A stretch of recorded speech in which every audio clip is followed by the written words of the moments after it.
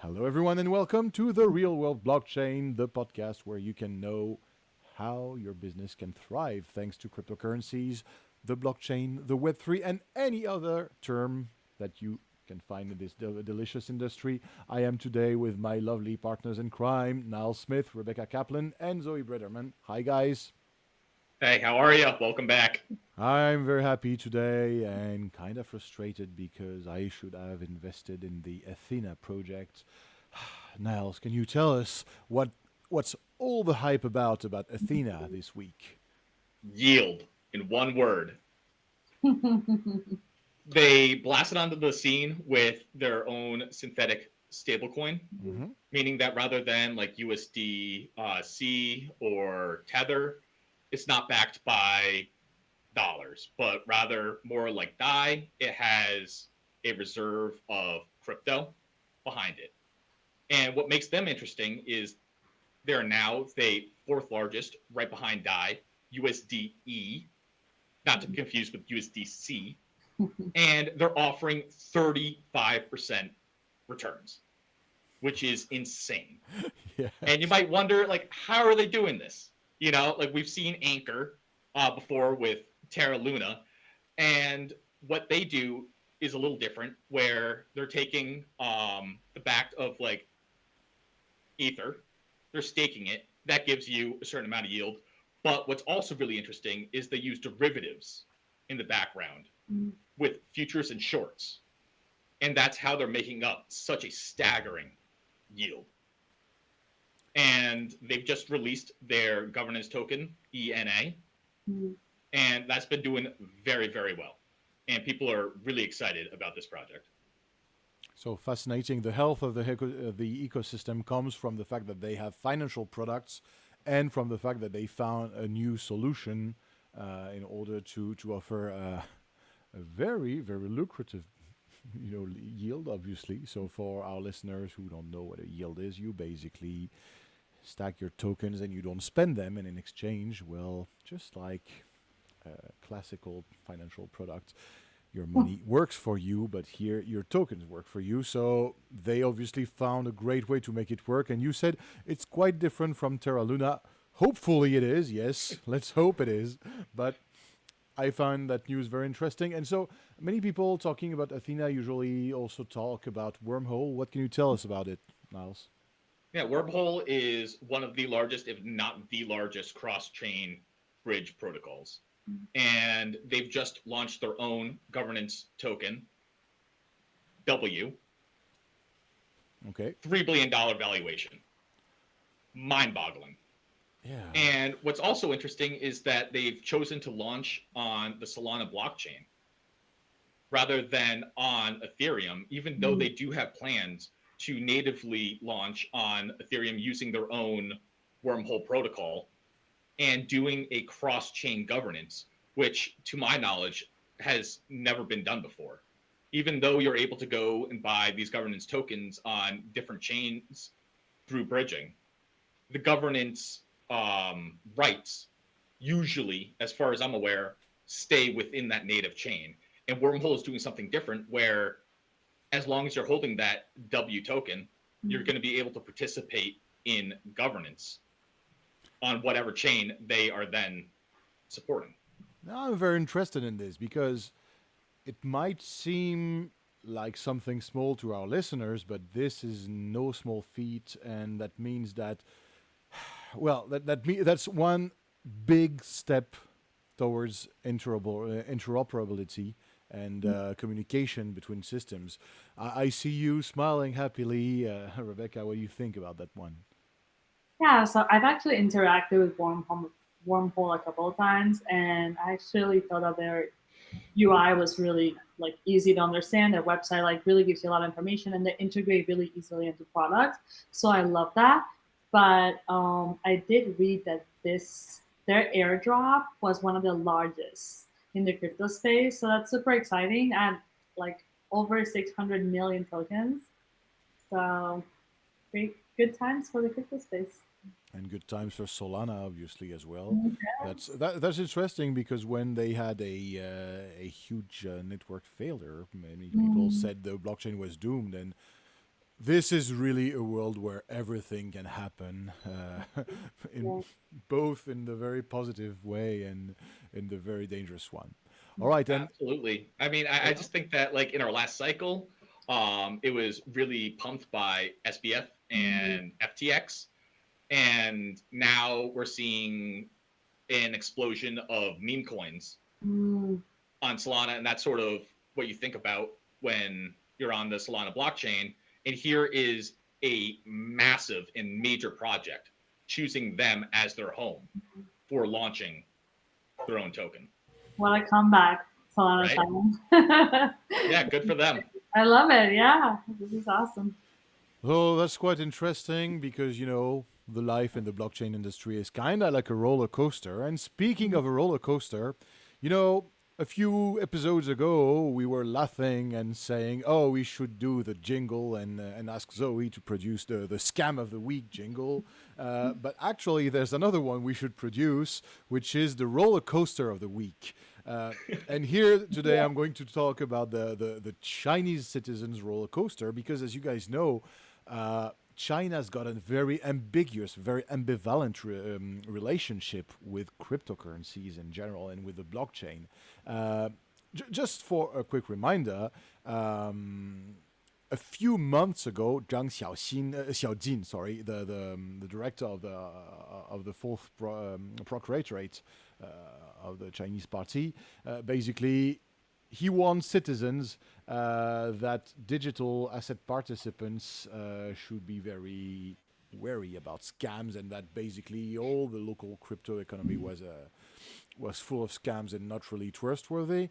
And just before that, the People's Republic of China also had measures to fight against crypto adoption in mainland China. So they basically pushed for many coordination activities in order to crack down on crypto activity in the country. But that's quite interesting because before 2021, China was one of the biggest mining hubs on the Bitcoin network, like even before, even bigger than what happened in Africa or in a few countries like Georgia or Russia.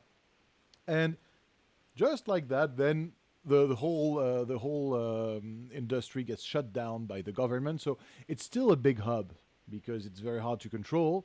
And so Chinese citizens were kind of skeptical about the future of cryptocurrencies in their country, and at the same time, the procuratorate pressed charges against almost 300,000 individuals in cybercrime cases last, in 2021 and 2022. So that's that didn't bode well for the blockchain industry, but just recently China has launched a Belt and Road Initiative blockchain platform, so led by Conflux Network, and the Chinese government is now introducing this new public blockchain infrastructure.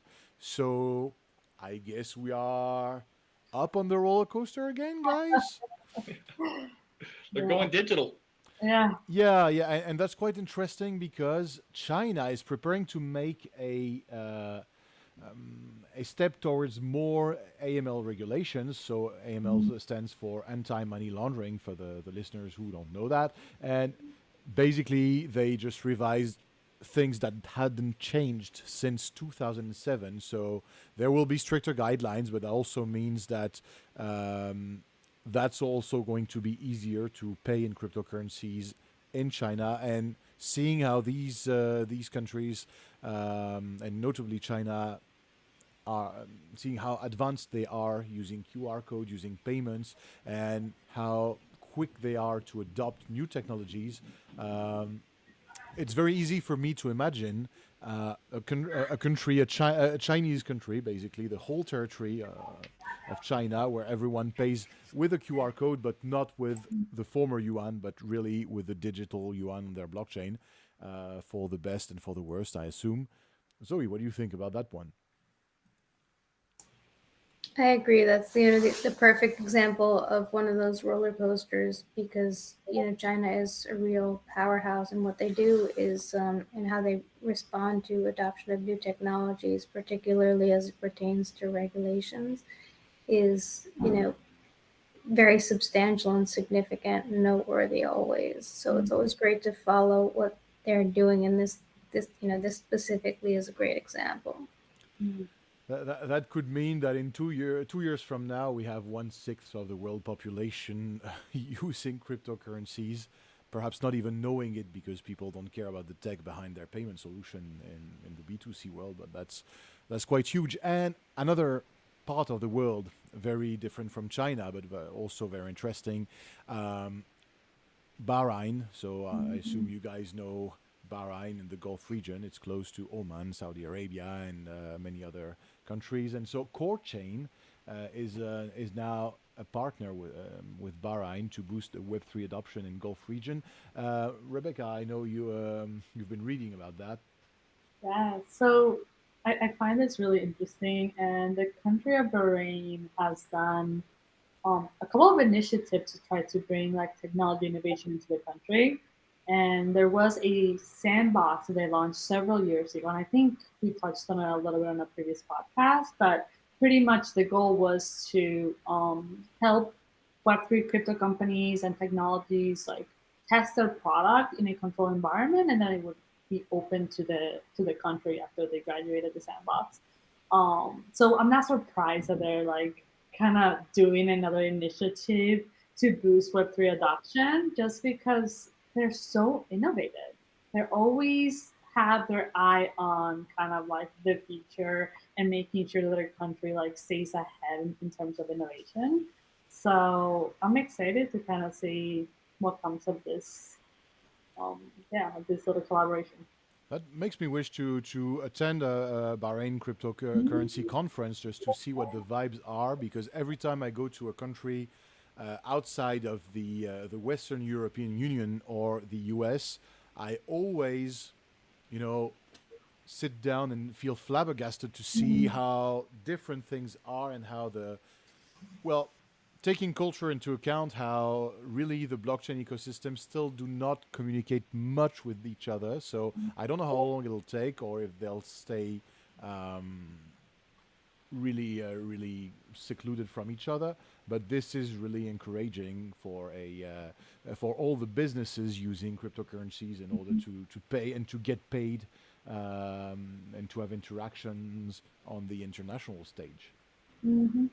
Absolutely. And I think that, like, with this being round two, the Bahrain government has obviously taken a stronger interest than just sort of dabbling Mhm. with their first encounter. And how, at least here in the US, the government's approach compared to these other countries Mhm. and them actually having a hand in this development is very encouraging. That's wonderful. And guys, dear listeners, if you're looking at the Core Chain project, their white paper is quite extensive, and you can see that they designed their unique Satoshi Plus consensus mechanism, and I'm not technical enough. Maybe we should do a study with Zoe to see that, but. Uh, they basically merge the benefits of proof of work and delegated proof of stake for more scalability and security. So they don't make the compromise. It's safety operate or operational smoothness. Choose both. That's bold. If the claims are really supported by truth, I'd really like to see how this operates. All right, Yeah, I'm everyone. certainly interested. Yeah. Sorry, you were saying? Yeah. I mean, yeah, I mean, you know, not having to choose between that trade off is just interesting. You got to see it for myself. It would be interesting to see that coming from a country that was not super well known on the international stage so far, at least not in the field of cryptocurrencies. Of course, Bahrain is a country with a significant GDP and many other interesting things, and of course an oil industry, but not only that. So that would be interesting to see. an underdog coming from nowhere and saying, "Hey, we solved that. We squared a circle that you guys have been trying to square for quite a long time." So, Mhm. just a word for the listeners: keep your eyes open for the underdogs. They might surprise us. All right. Any last word about that, guys? Thank you Nope. then. Everyone, this was Real World Blockchain, and this week we talked a lot about interoperability and about many other fascinating things in this industry. Real World Blockchain is sponsored by Salesforce's only payment app in cryptocurrencies, Web3 Enabler. Meet us on web3enabler.com and follow us on every social media that you can find. Bye, everyone. Bye.